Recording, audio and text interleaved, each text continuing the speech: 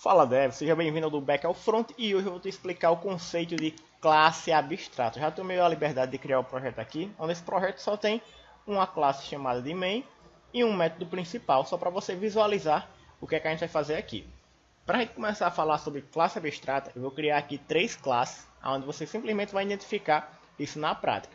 A primeira classe vai ser uma classe chamada de animal. Eu vou simplesmente criar aqui uma classe, dar o nome para ela de animal. E só lembrando que esse código aqui eu estou utilizando no IntelliJ, mas ele pode ser utilizado no Eclipse, no NetBeans, no Visual Studio Code e em qualquer outra IDE, porque o código é o mesmo.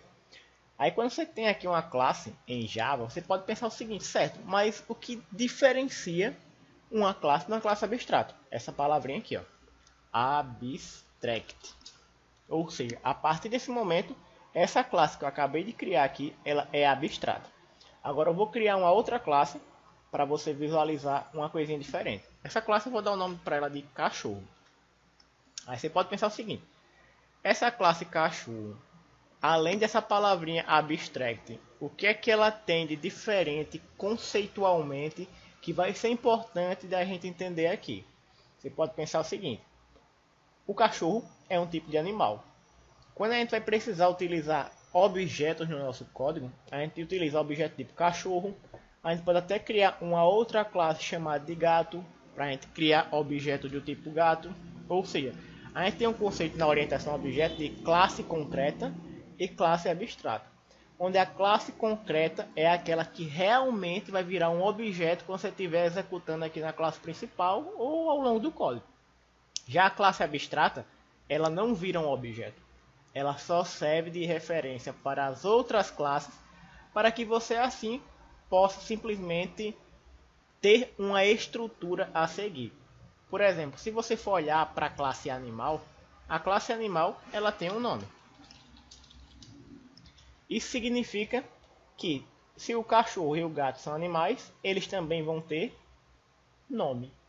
Então a gente poderia pensar aqui que cachorro e gato eles vão precisar aplicar uma coisinha chamada de herança, onde ele vai herdar a classe abstrata animal, que é onde vai ter toda a referência aqui para a gente.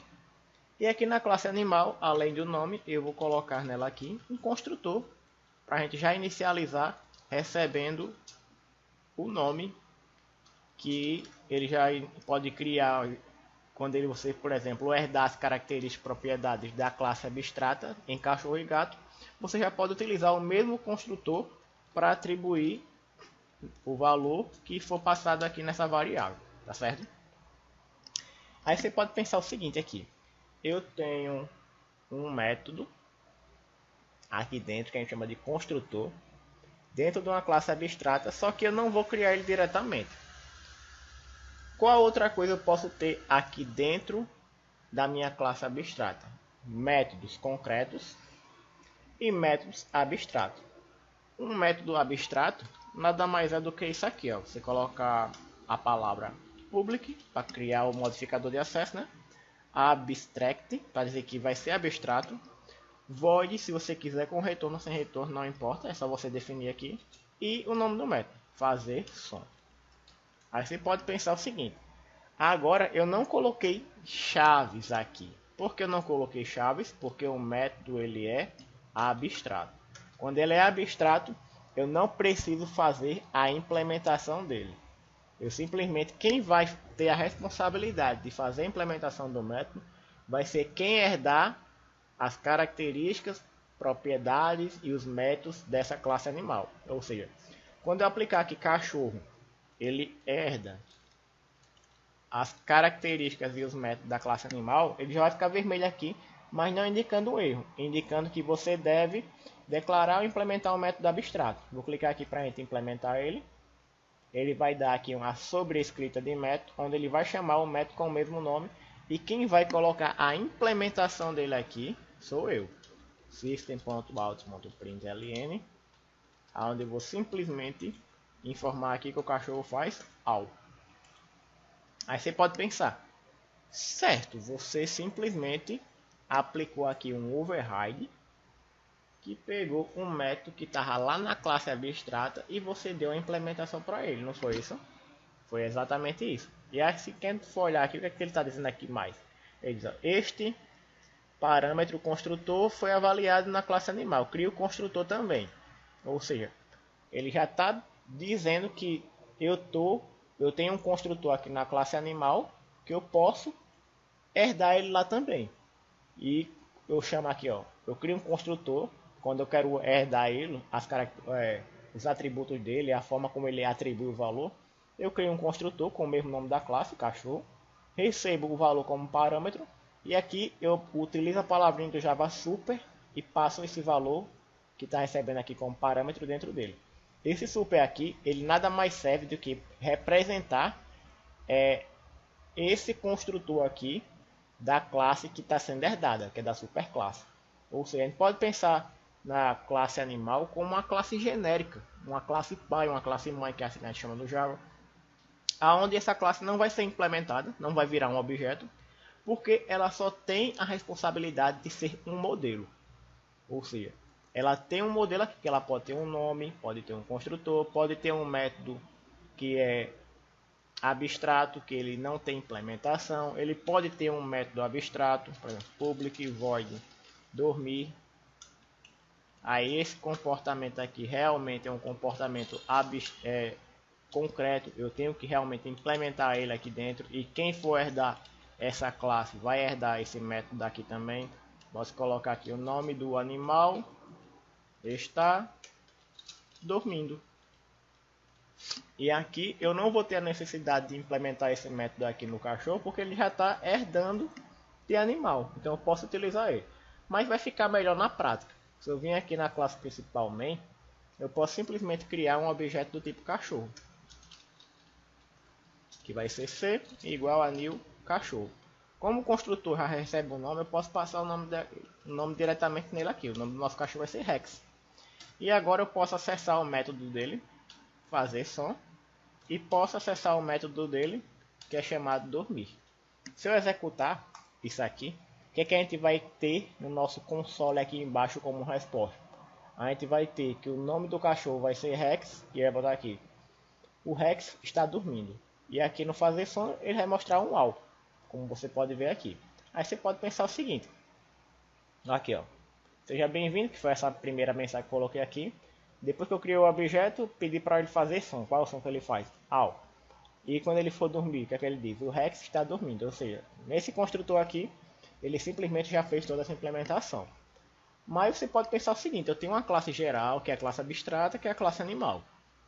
Que ela tem um construtor e ela tem um método abstrato, que é fazer som. Esse método abstrato aqui, você pode... Ele é semelhante à interface, só que tem alguma diferençazinha, que a gente vai ver em um outro momento. Mas agora você tem que pensar o seguinte, se eu herdar essa mesma classe lá de animal, aqui em gato, o que será que acontece?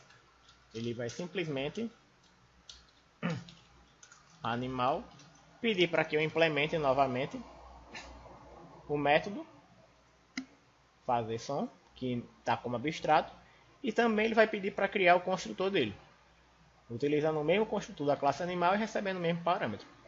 E aqui eu posso dar um comportamento diferente para o meu método abstrato, que ele foi herdado e agora eu vou implementar ele. Ou seja, todo método abstrato ele vai precisar ser implementado em algum momento. E ele vai ser implementado na classe que vai herdar as características de propriedade dele. É aqui eu colocar meow. Aí agora você percebe o seguinte, eu tenho duas classes diferentes, a classe cachorro e a classe gato. Todas elas herdam as características e os métodos da classe animal, onde o construtor da classe cachorro recebe um nome e utiliza o construtor da classe animal para atribuir ele. O gato recebe também um valor como parâmetro no construtor dele, mas ele utiliza o construtor da classe animal para atribuir esse valor. E aqui ele também faz a sobrescrita do método fazer som, que é o método abstrato que está na classe animal, tanto o cachorro quanto o gato. Aí como é que isso é apresentado na prática? Eu criei aqui um cachorro, agora eu vou criar um gato. Gato G igual a new gato. E aqui eu já vou passar o nome desse gato, que poderia simplesmente ser um nome diferente aqui, por exemplo, Ted. E aqui eu tenho os métodos. Estou fazendo aqui utilizando o objeto cachorro, chamando o método dele. Botar aqui objeto cachorro. Cachorro. E aqui embaixo eu vou colocar o objeto gato, que vai ser a mesma coisa. O gato, ele faz um som e o gato, ele simplesmente dorme. Então, quando eu executar essa minha classe aqui, você vai perceber que a implementação, o método é o mesmo. Ó. O gato, ele faz som e o cachorro faz som, porque todos eles estão herdando da classe animal. Só que a forma como implementa é diferente de cada um, então cada um vai dar uma resposta diferente. Ou seja, o gato faz au e o cachorro faz miau. E o C.dormir, ele vai dizer aqui, ó, o Rex está dormindo. E no G.dormir ele vai dizer o gato, o Ted está dormindo. Então você tem que pensar o seguinte, classe abstrata. Ela simplesmente é uma classe que não vai ser implementada. Se você chegar na sua classe principal e tentar fazer aqui, por exemplo, animal a igual a new animal, para tentar criar um objeto do tipo animal, ele simplesmente pode receber um valor aqui, passar aqui, botar aqui um animal é monstro, por assim dizer, ou dinossauro, passar uma coisa bem diferente aqui. Aí você percebe ó, que o construtor dele, a gente tem um construtor aqui em animal, só que esse construtor aqui, como ele está sendo na classe abstrata, ele está dizendo aqui o seguinte para a gente, ó. Animal é abstrato, não pode ser instanciado. Se não pode ser instanciado, ele simplesmente não pode virar um objeto. E a gente sabe que na orientação a objetos, através do Java, quando utiliza a palavra new, mais o construtor, que pode ter parâmetros ou não, significa que eu quero criar o objeto e utilizar essa variável aqui como referência para ser aquele objeto daquele tipo. Então aqui você pode entender que o conceito de orientação a objeto especificamente para construtor é que a classe abstrata ela simplesmente vai ser uma estrutura que não pode ser instanciada. Mas tudo que tiver aqui dentro pode ser utilizado através da herança na outra classe que você for utilizar. Tanto o construtor dela quanto os métodos abstratos. E um método abstrato nada mais é que um método que só tem um nome e utiliza a palavra abstract e não tem implementação. E a implementação dele ocorre na classe que vai herdar as características e propriedades da classe geral. Ou seja, a classe cachorro é a classe específica que vai herdar as características da classe geral, da classe pai, da classe mãe, que no caso é animal. E o gato é a classe específica que vai herdar as características e propriedades dos métodos da classe geral, que no caso é a classe animal. Essa daqui foi a nossa aula sobre classe abstrata e métodos abstratos. E você pode clicar no link aqui que está na descrição desse vídeo. Você vai ter acesso à playlist completa de Java com orientação a objetos com IntelliJ. Você ainda vai ter as aulas com NetBeans, caso você esteja utilizando NetBeans. E de Eclipse também. É só você clicar aqui no link que você vai ser direcionado para a playlist. E você vai poder seguir a trilha de acordo com a sua IDE, tá bom? Então se você gostou desse vídeo, seu like, seu comentário. Que é a única forma que eu tenho de saber se você gostou desse vídeo ou não, se ele foi relevante para você ou não. E até uma próxima.